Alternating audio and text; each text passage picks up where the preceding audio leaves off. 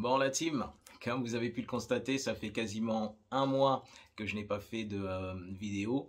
Justement, je fais une vidéo concernant ce retour pour vous expliquer un petit peu ce qui s'est passé et la petite réflexion que j'ai eue pendant ce mois d'indisponibilité qui pourrait intéresser certains chauffeurs, particulièrement les nouveaux. On voit ça après le générique.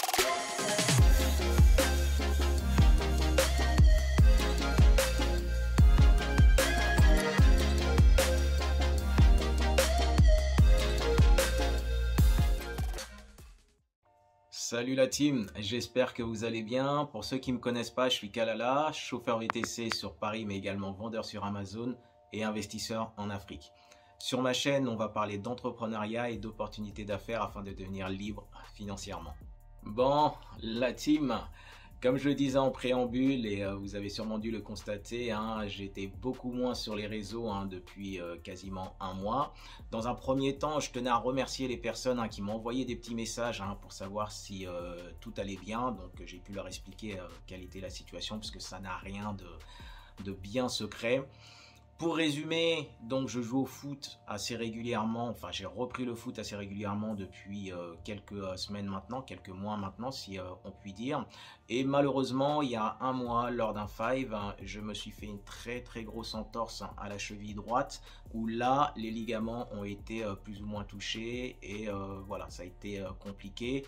De ce fait, forcément, je ne pouvais pas assurer mon activité principale qui est celle de chauffeur VTC.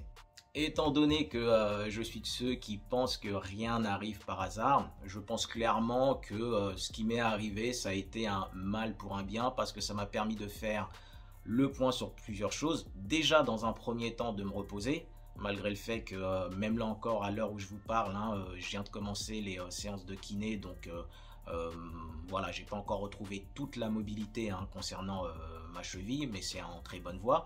Donc comme je vous l'indiquais précédemment, dans un premier temps de me reposer, dans un second temps également, on va dire de refaire un petit point concernant les objectifs que j'ai, que ce soit pour le VTC sur Amazon et également pour mes investissements en Afrique, qui là sont un peu ralentis, surtout au Bénin, du fait de certaines décisions gouvernementales. J'en parlerai sûrement dans une prochaine vidéo. Et ça m'a également amené à avoir une petite réflexion que je souhaitais partager avec vous. D'où le titre justement de la vidéo qui est qu'il faut impérativement que vous assuriez vos arrières concernant l'activité de VTC, surtout si ça représente votre seule ressource ou source de revenus. Effectivement, du fait d'être chauffeur VTC, mis à part bien évidemment si vous êtes un gestionnaire de flotte et que vous avez plusieurs chauffeurs, mais si vous êtes indépendant et que vous travaillez tout seul, vous ne pourrez générer des revenus uniquement et seulement si vous êtes derrière le volant. Ce qui veut donc dire que si vous avez une indisponibilité forcée, quelle qu'elle soit, donc bien évidemment là vous ne pourrez plus générer de revenus. Et je pense que c'est quelque chose qui n'est pas suffisamment pris en compte par les nouveaux chauffeurs ou même grosso modo par les chauffeurs un peu plus anciens, où derrière il va falloir quand même vous prémunir de certaines choses parce que dites-vous bien quelque chose, c'est pas ce que je souhaite aux gens, ça c'est faut que vous le disiez dans un premier temps, mais on n'est jamais à l'abri des imprévus et vous devez, on va dire, vous organiser de telle façon que même s'il arrive quelque chose, que vous soyez en mesure de pouvoir gérer peut-être une situation qui va peut-être durer un mois, 2 mois, sans que cela puisse vous porter préjudice. Donc cette réflexion m'a été amenée par deux situations. Dans un premier temps, bien évidemment, la mienne, du fait de mon entorse qui a généré une indisponibilité forcée. Quoi qu'il en soit, au final, c'était pas plus mal, surtout que ça arrivait pendant une période où l'activité de VTC n'est pas forcément la plus prolifique. Et dans un second temps, le fait qu'un abonné, c'est Youssef Malik, que je salue chaleureusement, qui m'a contacté pendant mon indisponibilité parce qu'il avait besoin de certains renseignements, parce que malheureusement, il s'était fait voler donc son pot catalytique sur son, je crois que c'est son Toyota Auris. Et que derrière, ce qui a été demandé par Toyota était vraiment conséquent. J'avais fait une vidéo justement l'année dernière à ce sujet-là et je peux vous dire que les prix chez Toyota ont vraiment augmenté. Donc j'ai eu son accord pour donc refaire une vidéo justement à ce sujet-là en évoquant rapidement sa situation, mais également en vous proposant, je vous proposerai dans la vidéo le garage par lequel il est passé qui s'avère être beaucoup plus économique que chez Toyota pour le remplacement justement du pot catalytique. Mais voilà, ça c'est à part, je ferai une vidéo à ce sujet-là spécifiquement. Donc ces deux événements prouvent clairement que les imprévus, il y en a eu, il y en aura encore. Et il faut que vous vous protégiez contre ça de la manière la plus simple possible. C'est vraiment, les amis, mettez un minimum d'argent de côté. Assurez-vous un minimum de coussin financier, aux alentours peut-être de 4 000, 5 000 euros, ce qui va vous permettre, s'il arrive une indisponibilité comme la mienne, ou bien comme donc un désagrément comme Youssef Malik, de ne pas être surpris et d'être dans une situation qui serait, qu'on pourrait qualifier d'inconfortable. Prendre par exemple le cas de personnes qui veulent se lancer rapidement dans l'activité de VTC sans avoir au préalable s'être accordé une petite période de réflexion en se disant ce qu'il y avait le mieux à faire avant de se lancer dans cette activité-là. Donc ils se lancent dans l'activité, ils n'ont pas forcément les fonds nécessaires pour acheter un véhicule. Donc à ce moment-là, ils font une location de véhicule. Derrière tout ça, le fait déjà de louer, ça réduit votre marge de manœuvre parce que derrière, il faut payer la location. Ok, si vous avez une famille, il faut justement générer suffisamment de revenus pour que vous puissiez vous occuper de votre famille, nourrir votre famille, payer l'URSSAF et toutes les autres charges qui vont avec. Donc, est-ce que le fait d'être en location, par exemple, va vous permettre de mettre suffisamment de côté pour vous créer un coussin financier? Autre schéma également, la personne qui a un budget, on va dire par exemple de 15 ou 20 000 euros, allez 20 000 euros et qui cherche un véhicule.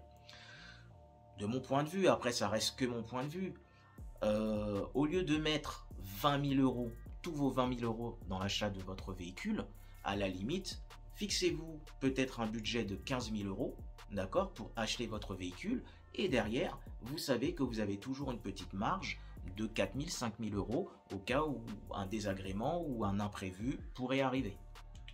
Je reviens sur le cas concernant la location de véhicules. Parce que assurer ses arrières, c'est pas uniquement mettre de l'argent de côté pour se créer un coussin financier, pardon. Mais c'est aussi le fait de prendre des décisions qui peuvent vous permettre d'éviter certains désagréments. Je vais prendre un exemple simple. Vous avez le choix entre deux propositions de location de véhicules. La première proposition qui sera le choix A, c'est-à-dire qu'une société vous propose de louer son véhicule pour 1 400 euros par mois. Cependant, c'est un contrat qui se renouvelle tous les mois. C'est-à-dire que voilà, à la fin de chaque mois, vous dites ok, je suis d'accord pour prolonger pour le mois suivant. Ainsi de suite, 1 400 euros. D'accord? Le choix B, une autre société vous propose de louer le même véhicule dans les mêmes conditions, kilométrage illimité, enfin peu importe, mais les mêmes conditions, le même véhicule pour 1 300 euros par mois. Donc 100 euros de moins que la proposition A. La différence, c'est que sur le choix B, on va vous dire quoi? C'est que très bien, c'est 1 300 euros par mois, mais il faut que vous vous engagiez pour une durée de location minimum de 6 mois. Et là, je vois que vous constatez là où est-ce que je veux en venir. C'est-à-dire que concrètement, après, chacun fait ce qu'il veut, mais les 100 euros que vous paierez en plus sur la location A vous permettent une flexibilité, d'accord, que vous n'aurez pas forcément sur la location B. On prend un exemple simple. Vous avez la location du choix A. Il vous arrive quelque chose en milieu de mois, du premier mois. On va avoir le cas le plus extrême. Du premier mois, il vous arrive quelque chose. Vous ne pouvez plus faire votre activité de VTC. Donc, le pire qui puisse vous arriver, c'est que vous allez payer pour le mois en question, mais le contrat, il s'arrêtera à la fin du mois. Imaginez-vous, il vous arrive la même chose sur le contrat B, pour juste vouloir économiser 100 euros. Il vous arrive la même chose. Vous avez un désagrément, peu importe le désagrément, faisant que vous ne pouvez pas prendre le volant pendant plusieurs mois. Et là, ce qui va se passer, c'est que vous devrez, quoi qu'il en soit, que vous rouliez ou pas. Après, il faut voir, hein, peut-être qu'il y a certains contrats au niveau des locations faisant que s'il y a un désagrément très très grave, vous pouvez entre guillemets casser ce contrat-là. Mais en soi, vous êtes engagé sur 6 mois, donc vous devrez, quoi qu'il en soit, payer à la fin de chaque mois les 1300 € à la société de location qui est le choix B. Vous voyez ce que je veux dire? C'est-à-dire que même dans ces décisions-là, il faut faire preuve, entre guillemets, de bon sens et toujours prévoir le pire. Moi, c'est ce que je fais. Quand je dois prendre une décision, prévoyez toujours le pire. Qu'est-ce qui serait la pire des situations qui pourraient m'arriver? Et est-ce que je serais en mesure de gérer cette situation-là si ça m'arrive? Autre chose également, j'avais fait une vidéo il y a quelques mois concernant la mutuelle. Vous savez, il y a beaucoup de chauffeurs, mais énormément de chauffeurs qui n'ont pas de mutuelle. Les amis, sérieusement, votre santé, en plus de votre temps, ce sont 2 ressources indispensables. Quand vous êtes dans l'entrepreneuriat, ce sont 2 ressources indispensables. Donc surtout sur votre santé, ne faites pas d'économie sur votre santé, les amis. Je vais vous donner un exemple simple. La mutuelle, moi, je la paye 70 €. Les gens, ils me disent, ouais, c'est cher, il n'y a pas besoin, nanani, nanana. Très bien, il n'y a pas de souci. Mais une fois de plus, je trouve que c'est pas cher payé pour le prix de la tranquillité et pour ma santé. J'ai été à ma première séance de kiné hier. Je donne ma carte vitale, donc l'ordonnance, plus justement ma carte de mutuelle. Et donc je fais ma séance de kiné qui se passe bien. Le kiné donc me dit bon, on reprend rendez-vous dimanche. Et il me dit voilà, au revoir, mais vous passez à l'accueil pour valider le rendez-vous dimanche avec la secrétaire. Moi je passe à l'accueil et donc elle prend le rendez-vous et je lui demande est-ce qu'il y a quelque chose à payer. Elle me dit ouais, vous avez déposé votre mutuelle. Attends, parce qu'elle n'était pas là quand je suis arrivé, hein, pour que vous compreniez le truc. Donc elle regarde le dossier, non c'est bon, vous avez la mutuelle, vous n'avez rien à payer. C'est le prix de la tranquillité et une fois de plus, je le répète, ne faites pas d'économie sur votre santé. Et donc là, c'est une fois de plus une manière d'assurer ses arrières.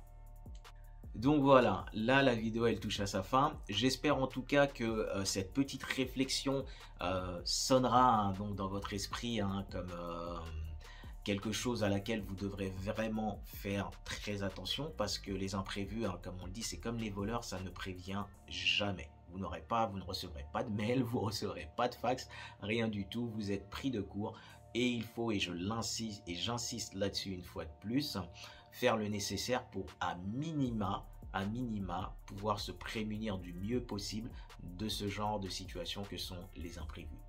En tout cas, j'espère que la vidéo vraiment vous aura plu. Ça m'a fait plaisir également de refaire des vidéos, hein, parce que là, ça y est, ce petit mois d'indisponibilité m'a en plus requinqué. J'ai vraiment rechargé les accus, hein, même si ça se voit pas trop hein, sur les yeux. Donc, comme d'habitude, n'oubliez pas hein, donc de liker la vidéo, de vous abonner, de partager la vidéo. Et je vais faire le maximum pour revenir sur un rythme un peu plus normal d'une vidéo par semaine. Bon, les gars, pour ceux qui travaillent, force et honneur. Et pour ceux qui se reposent, bon repos. Ciao la team.